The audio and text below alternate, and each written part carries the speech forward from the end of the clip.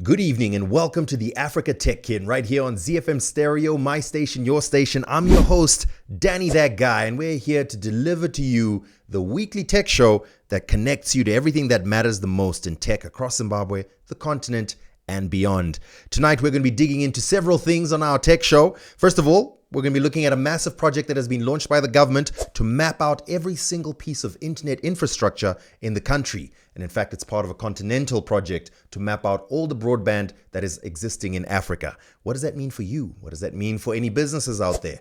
We'll be exploring that in a moment. We're also going to take a look at the capital city, Harare, which has been in the news once again this week. They finally signed a deal for a new tech system to hopefully track a reported $200 million in missing revenue. So we're going to see if this is going to solve some problems or create some problems. On top of that, the Reserve Bank is getting tough on cybersecurity. We'll talk about a new policy that has been brought up and what it means for the safety of your bank account and your online banking. And we've also got a deep dive into digital marketing, a little bit of a discussion into some of the digital marketing that we see around us. Lots of things that we can discuss on there. So we would like for you to stay with us, be connected, be involved in the show. There's a way to get in touch. One is the WhatsApp. You can send a WhatsApp message directly into the studio. The number is 0772 168 045. Or you can use the hashtag on your social media platform of choice, hashtag AfricaTechKin. That's K-I-N for kin. Because as we often say on this show, we're all a family and technology is what connects us. So please get in touch. Let's get this show going. And let's not waste any more time, shall we? Shall we dive straight into it? This week, the government, through Potras, launched the National Broadband Mapping System project. Now, this launch was made at the inaugural National Broadband Mapping Systems workshop that was held in Victoria Falls on Thursday last week. It was a high-level event. There were various government officials and international partners that were present. This particular project is being led by the International Telecommunication Union, or the ITU. It's funded by the EU as well, the European Union, and it's under the Africa-Europe Digital Regulators Partnership. And what it's going to see is that Zimbabwe is part of one of 11 countries, rather, across Africa that is actually working on the African broadband mapping project as well. So specific to Zimbabwe, essentially what we're looking at is, think of it as a Google Maps, but for our internet infrastructure, showcasing exactly where every fiber optic cable, every mobile broadband tower, or all the various pieces of infrastructure in Zimbabwe's broadband and internet is across the country, and of course, as well as in these other 11 African countries. It's also going to show what capacity these particular pieces of infrastructure are. Now, this is obviously very interesting because for years, we have essentially just been doing a lot of guesswork. Investors who may have wanted to build new networks or companies that want to get into providing internet in specific places would have had to make educated guesses about where the gaps are. If we can get this broadband mapping project in place and completed, well, this really exposes the underserved areas, the unserved areas as well, and it makes it easier for us to plan not only new investments, for the government also to plan projects. This project in Zimbabwe is obviously being overseen by the Minister of ICT, Postal and Courier Services, Tatenda Mavetera. But at the launch, her deputy, Dr. Puti, is the one who was doing the launch, and he's the one who explained how this was all going to work. Also present, of course, were the Potras Director General, Dr. Gift Machengete, and he spoke. Listen to his words. He said, "Imagine trying to navigate a vast, unfamiliar landscape without a map. Roads may end abruptly, bridges may be missing, and travelers risk getting lost while opportunities pass by unnoticed. Investments may be misdirected, resources wasted, and the promise of progress delayed. Today, we are here to change that narrative for Zimbabwe's digital landscape." And then he went on to explain just how these tangible benefits that come from this mapping system would really help the country. It would allow providers to plan efficiently, avoid duplication, ensure resources are directed where most needed, and it would also facilitate collaboration between providers and communities, protect critical infrastructure from vandalism, and support infrastructure sharing to reduce costs while expanding access. So this is huge. Big story, and we're happy to see this project go underway, and we're happy that we are part of these countries in Africa that are engaged in this massive project of mapping every single piece of broadband infrastructure. What's the opportunity? Look, perhaps you're an entrepreneur or someone thinking about where you could find opportunity in Zimbabwe. This data is gold for you. You can actually identify the spaces and the communities that need better connectivity or innovative connectivity. Perhaps you supply things like VSAT connections or Starlink. You're going to find exactly where it is that those are needed. And obviously, for the average person, most of us in the long run, once these things are put in place and the projects are put in place based on this mapping system, we hope to see a reduction in prices because of the efficiency that it will put in place. So a reduction in data prices overall. Ultimately, as the officials said at this particular launch, this was to achieve Zimbabwe's government's goal of universal internet access by 2030. So this is clearly a foundational step for us to get there. So once again, something else for us to be paying attention to and something to be happy about when it comes to the digital infrastructure here in Zimbabwe. This National Broadband mapping system, a massive project that hopefully we'll be paying attention to and we'll be tracking as it goes along. And once it's completed, we'll see tangible benefits for all of us that use the internet here in Zimbabwe. All right, let's move on to our next story. Now, on this show, we fashion ourselves as the technology ombudsman of the country, where we pay close attention to the various things that government and government institutions within the country are doing to digitalize their systems and introduce technology into their systems. Well, let's pay attention to the capital city, the council of the city of Harare, which have just announced that they have signed a contract to implement an enterprise resource planning or ERP software system in Harare. And the reason for this is, according to what the Harare Mayor, Councillor Jacob Mafume, said, that over $200 million US, and in some estimates go up to $500 million US, lost revenue that could not be properly accounted for since 2020, so over the last 5 years in Harare. Obviously, from a council perspective, this is money that could be going to water, roads, and refuse collection. That's without, of course, talking about some of the corruption scandals that have rocked the Harare City Council in recent years. However, the fact that this money is leaking or unaccounted for clearly creates a huge gap. And no doubt, solution is the solution to this is the ERP system. Now, the idea behind this ERP system is that this will provide full understanding of who owes what and keep a track of who has paid what. It will make it harder for any corruption to go unnoticed, and that it will be able to assist in digital licensing. So for all the various licenses that you need to have in Harare, this will be a way to be able to track those. I was begged by the Auditor General's report, I was begged by the Parliamentary Committee report, and currently I was begged by the local government minister through the ministry, Honorable Garwe, to bring back an accounting system for the city of Harare. And we now have the accounting system being implemented for the city of Harare. Now, what that will do, it will help us to chase money that we're missing. Two, it will help us to produce a bill that the residents can understand. It will also help us to account and to track progress in terms of the revenue and how we are using the revenue. An ERP system is the sine qua non of good governance in local government. And I'm happy to announce that we have finally achieved that. Now, just a quick note on the idea of this missing revenue. Back in 2020, the Auditor General made a report on local authorities, and it showcased these massive potential revenue leakages and failures in the billing and collection systems that existed in these councils, including Harare. And now, over that period of time, we're looking at such huge hundreds of millions of dollars potentially lost. Now, whether this is more of a count of potential revenue that we could have earned or revenue that was collected but not put into the city's coffers, which means it was stolen, that's a whole other conversation. And perhaps the introduction of this ERP system will be able to reveal these various potential revenue leakages in the city. So what can we expect this to mean? Well, now that we have this ERP system that has been paid for and licensed, and according, by the way, to the city of Harare and actually the mayor of Harare, Councillor Jacob Mafume, that the rollout of the system should begin this week that we are in now. So we should be expecting in the coming months that the bills you receive from the city of Harare, as well as the licenses that you have to pay, will all be managed by this automated ERP system, and there will be far fewer manual applications, manual billing, and manual payments. Now, of course, all of this is theoretical, and we're talking about this new system that should hopefully plug all these leakages. But there are questions, of course, and this particular thing was in the courts before it was eventually pushed through to be able to be paid for and licensed. Is everything above board with the purchasing of this system? They say so. but those who are doing investigations may be able to tell us a little bit more. But overall, this is obviously a good thing. It's a good thing to start introducing these technological systems into our general overall systems, especially where there's such huge amounts of money being involved. Let's hope that this plugs all the gaps, and let's hope that we're going to see far less inefficiency with movements of money. And let's not accuse anyone of anything, but clearly if there's huge leakages of money, something's happening.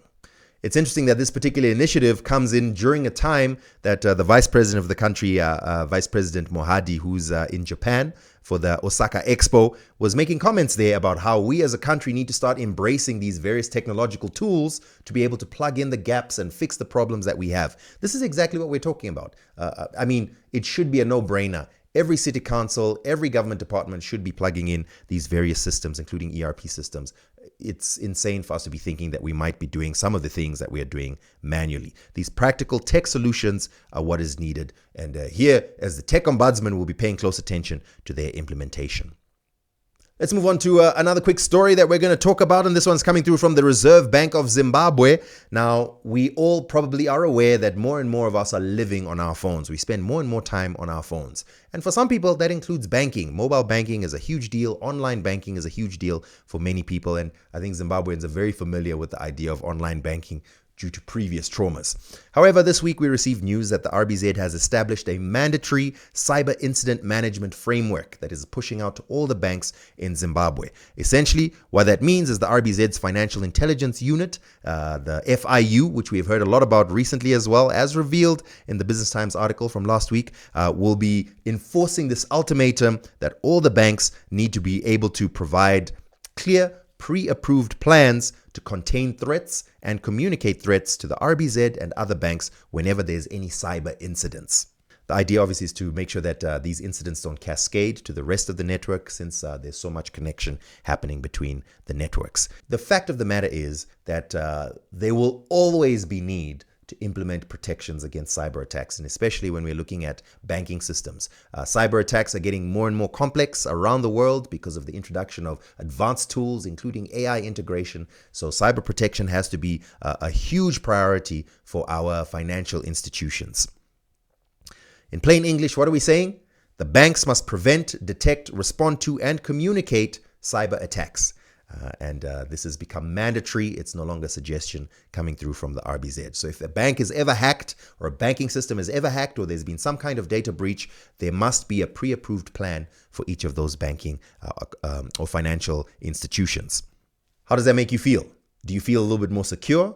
Is there more information that you would want to hear from your bank? Do you want your bank to let you know whenever there's a breach, or do you feel that that's something that could cause mass panic? These are obviously things that they need to take into consideration. But again, a proactive step from the regulator and from the banks who are going to have to comply with this to try and protect our money and protect our systems before a major crisis happens.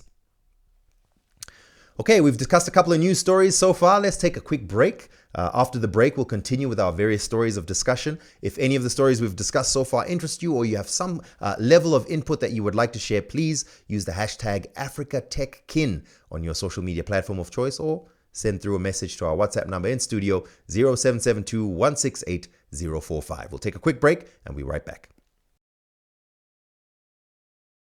Welcome back to the Africa Tech Kin right here on ZiFM Stereo, my station, your station. I'm your host, Danny That Guy, and we are continuing in our discussion of various technology stories from Zimbabwe, Africa, and the world, and what they mean for you and me as people who live in Zimbabwe. Now, something for you to look out for as we discuss all these stories is the potential opportunities for investment, the potential opportunities for entrepreneurship, and the general trends in which Zimbabwe and the world is moving in the world of technology. All right, let's take a moment to talk a little bit about some of the things that many of us may be used to, and especially if you're consuming ZiFM Stereo content, you are probably aware with the concept of marketing. Now, at last week, the country's top marketing minds, they came together for the Marketers Association of Zimbabwe annual convention, the MAZ annual convention.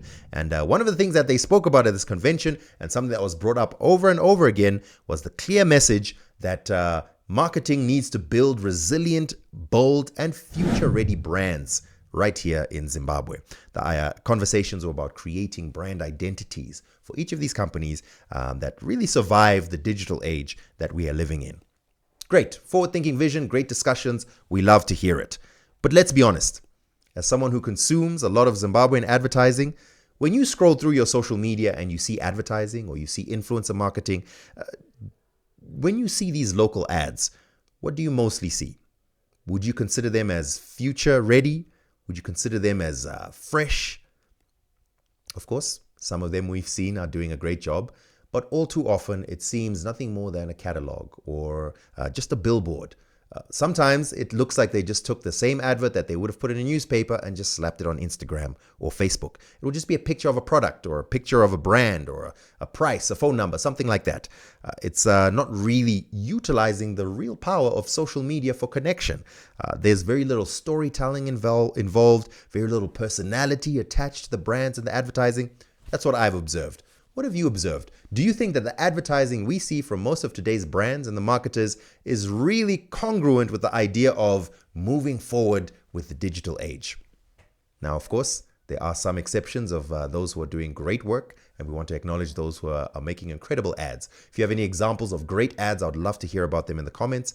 If you are watching this somewhere, or if you're watching this on YouTube, or if you're listening to it via podcast, or you can just send a message into the WhatsApp platform here in the studio. But share with us any ideas or any examples that you've seen of digital marketing campaigns here in Zimbabwe that have really showcased that these marketers are future ready. They're working within the digital age. We could share a couple of tips on this show. The idea being to bridge the gap between what the company does and the vision of the company, and of course your potential audiences and your potential customers. What could you do if you're a marketing team, if you're a business owner? Maybe some very generic answers here. Of course, it very much depends on your specific business. But asking that question, who are we beyond what we sell? What is the personality of our company? What is the personality of the staff at our company? What is the story of our company, and how can we tell that story? That kind of storytelling goes a long way in being able to access digital marketing content that actually is resilient, that actually speaks to the audiences that are watching you. Those of us who actually watch the adverts, well, it's up to us, really. We're the ones with the power, isn't it? The one that you interact, that you like, that you drop a comment on. The next time that you see a digital ad that you look at, you're like, wow, this was really made well. Please drop a comment on it or put a like on it, because it communicates to the marketers that this is what we want to see more of. Whenever you see one that isn't quite hitting the spot, scroll as quickly as possible, and then we keep it moving and try to improve the general digital marketing that we have in the country here. Finally, let's zoom out from Zimbabwe. Let's take a look at the whole world and some of the technology trends that are happening globally. Major international story that could fundamentally change the way content and video works really on the internet. And that's OpenAI, the leading company in discussions about AI across the world. They officially launched last week Sora 2, the next generation of its text-to-video AI model. And there was a lot of fanfare about it. So a couple of things to note about Sora 2. First of all, Sora 2 is competing with Google's Veo 3. In Sora 2, you can, just from a text prompt, create a full video that not only looks good, but has full audio as well, including the sound of the environment and the people speaking in said video. Now, if you're unsure what Sora is a tool that was developed by OpenAI. The idea is you can just put in a text prompt, you write out your text, generate a video of such and such and such, and it would then be able to generate that video for you. For example, generate a drone shot of Victoria Falls. You'd be able to generate that video. With Sora 2, you can get that same drone shot, but now with audio. You could even have it as a vlogger style video where someone looks like they're in a helicopter, for example, flying over Victoria Falls. Think about the implications for the creative industry. On the one hand, there's many people whose videos are now going to be irrelevant. On the other hand, are you interested in consuming AI content? Something that was launched along with Sora 2, by the way, was also what they are calling the AI TikTok. So it's a feed of AI generated videos in the reel format or TikTok format that you scroll through. It's not yet available completely to the public. It's still by invite only, but there's still thousands, if not hundreds of thousands of people who have been invited to experience this new app. And is this the future of content consumption and generation? AI videos that we are all watching, AI slop as they call it. Are you interested in watching a continuous stream of AI generated videos? How do you feel when you open your TikTok, for example, or your Instagram Reels, and you see AI-generated videos of, for example, babies talking in Shona, or some of the trending videos of AI Moses or AI David, who are live vlogging biblical scenes, as an example? Is that something you enjoy consuming? Or do you feel that there's something not quite human or not quite soully about those pieces of video? I really want to hear what you think about that. Of course, there's whole other conversations about copyrights. Where were all these models trained from? Where are those videos that they're generating? Where are they getting that inspiration from? Are there people who are going to have to be paid copyright claims on that? Not to mention just the sheer amount of compute it takes to generate video. If it takes a lot of compute to generate text, just imagine what it is on video. Some unverified reports say that it could be up to $5 per video. The cost to OpenAI. And the stories are that they're generating hundreds of thousands of videos per day. So the environmental cost, the actual real world money cost of this video generation is a very interesting discussion that is worth having. So is it a revolutionary tool? The truth of the matter is, once the technology is out there, there's no putting it back in the bag. It's out there. Are you going to be using it? Are you going to be consuming AI content? Are you interested in having this AI video tool where you're just scrolling purely AI generated videos? Are you going to be trying to make AI generated videos yourself? I would love to hear. Please share your thoughts on that. All right. So we've had a lot of conversations and there's tons of news that happened this week. We didn't even touch on all of it. So please make sure you follow ZiFM Stereo across all platforms where this and any other news will be discussed and expounded on, and you'll be able to follow it. This particular show is available via podcast format as well. So please, whatever podcast app you use, please search for ZiFM Stereo Current Affairs, where you can listen to this and other current affairs shows on ZiFM Stereo on demand. And of course, this show will also be up on our YouTube platform where you can watch me, non-AI generated, fully 100% Danny That Guy, presenting this show over for you to enjoy. As a quick recap of what we had in our show today, we spoke about our broadband mapping project that's happening in the country, being led by Potraz and with the support of international partners. We're very excited to see that get off the ground. We also spoke about our city councils, specifically Harare, introducing technology to try and put accountability in the system and to plug any gaps of money being leaked. We also spoke about the importance of security in our financial systems with the RBZ ultimatum that was put out to all the different banks. And really for entrepreneurs and marketers, the message is it's time to upgrade our digital marketing. And I think many of us would probably agree with that as well. We can continue this conversation online. So please use WhatsApp. Please use social media. The hashtag, once again, AfricaTechKin. My name's Danny That Guy. It's been an absolute pleasure discussing technology with you. I'll be back again next week. Same time, same place. Next week, we're going to be reviewing some products and actually reviewing some devices. So it will be exciting next week as well on the Africa Tech Kin. In the meantime, please follow ZiFM Stereo across everything and stay tuned because Current Affairs continues right here on ZiFM Stereo with Patience Musa next. My name's Danny That Guy. We'll see you again next week. Bye-bye. Tune in next time for Africa Tech Kin on ZiFM Stereo, discussing all things tech.